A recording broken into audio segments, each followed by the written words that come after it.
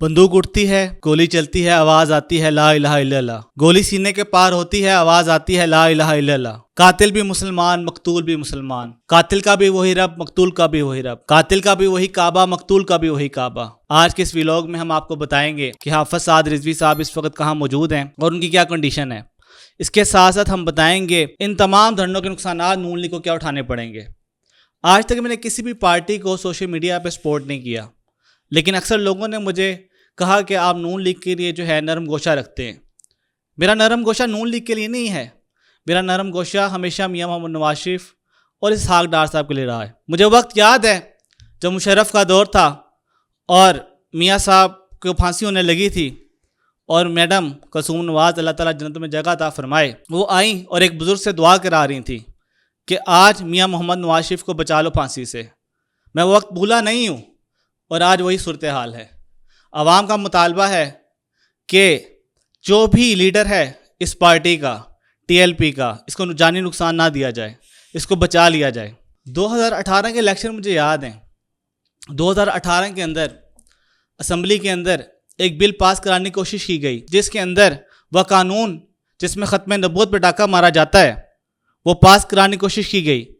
इस वजह से नून लीग का वोट बैंक टूट गया और तमाम नून लीग के सपोर्टर्स ने टीएलपी को वोट डाला, जिस वजह से पीटीआई ने इसका फ़ायदा उठाया और जीत गई।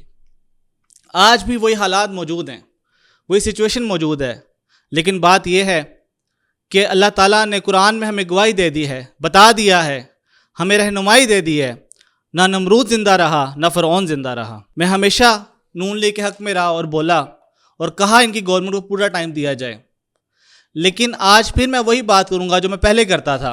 हमेशा नून लीग को नुकसान उन लोगों ने पहुंचाया है जो उनके साथ बैठे हैं, जो जिन लोगों ने उनको मशवरे दिए हैं, उनकी मशावरत मानने की वजह से आज तक नून लीग को नुकसानात हुए हैं।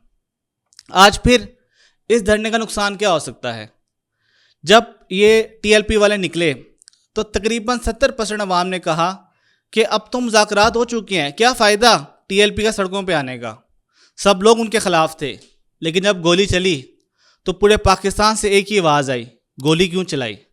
ये गोली क्यों चलाई की गूंज पूरे पाकिस्तान में इस वक्त गूंज रही है। इसका नुकसान आपको क्या हो सकता है।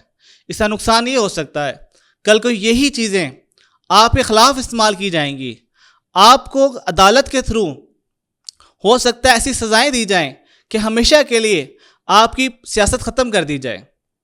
अगर आज आप इस चीज़ से बचना चाहते हैं तो अपने दिलों के अंदर नरमी पैदा करें टीएलपी के लिए, वो भी हमारे मुसलमान भाई हैं।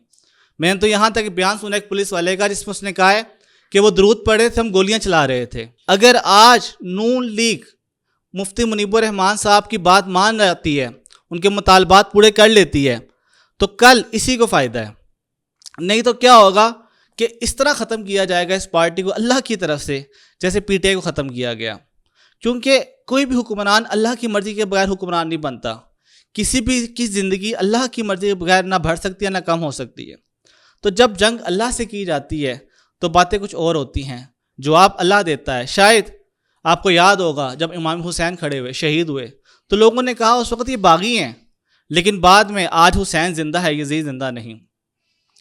मैं चाहता हूँ ये नून लीग पूरी हुकूमत करे, 5 साल मुकम्मल करे, मुल्क तरक्की की तरफ जाए, लेकिन आपके इन हरकत की वजह से बहुत ज़्यादा नुकसानात इस्लाम को पहुँचेंगे, मुसलमानों को पहुँचेंगे, पाकिस्तानियों को पहुँचेंगे। और जहाँ तक बात है साद रिजवी की, लोग कह रहे हैं कि साद रिजवी मारा गया, कोई कहता है एजेंसियाँ पकड़ के ले गई, कोई कहता है पुलिस वालों के पास है, कोई कहता है आईजी साहब को पता है कहाँ है।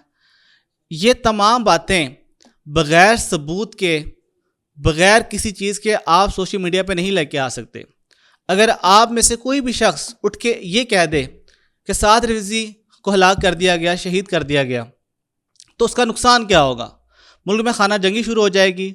मुल्क पहली हालत जंग के अंदर है। कश्मीर के हालात आपके सामने, अफ़गानिस्तान बॉर्डर के हालात आपके सामने, इंडिया फिर वार्न कर है। इन तमाम हरकत की वजह से, आपकी इन बातों की वजह से, अगर आप कोई भी अनाउंसमेंट करते हैं साद रिजवी के बारे में या किसी भी और बंदे के बारे में, उसके भाई के बारे में कि वो मार दिया गया, पकड़ा गया, तो नुकसान पूरे मुल्क को होगा। तो काइंडली ऐसी कोई इन्फॉर्मेशन ना फैलाएं जिसके आपके पास कोई सबूत ना हो। और मैं फिर نون لیگ سے وہی مطالبات کرتا ہوں جو مفتی منیب الرحمان نے کیے کہ آپ کی مہربانی ان لوگوں کے ساتھ ظلم نہ کیا جائے، کیونکہ جب آپ ٹارگٹ دیں گے پولیس کو کہ 200 بندہ پکڑنا ہے تو وہ 200 پورا کریں گے. وہ لازمی نہیں ہے کہ وہی بندے پکڑے دھرنے میں تھے، انہوں نے 200 کہیں نہ کہیں سے پورا کر لینا ہے. جب کر لینا ہے تو اس کا نقصان کس کو ہوگا؟ وہ لوگ ہو سکتا ہے آپ کے ووٹر ہوں، ان کے خاندان والے آپ کے ووٹر ہوں، وہ ووٹ بینک پھر ٹوٹے گا. ٹی ایل پی نے پہلے بھی آپ کا ووٹ بینک توڑا ہے. یہ نہ ہو کہ اب تمام مخلوقات مل بھی جائیں تو آپ کو ووٹ نہ ملے.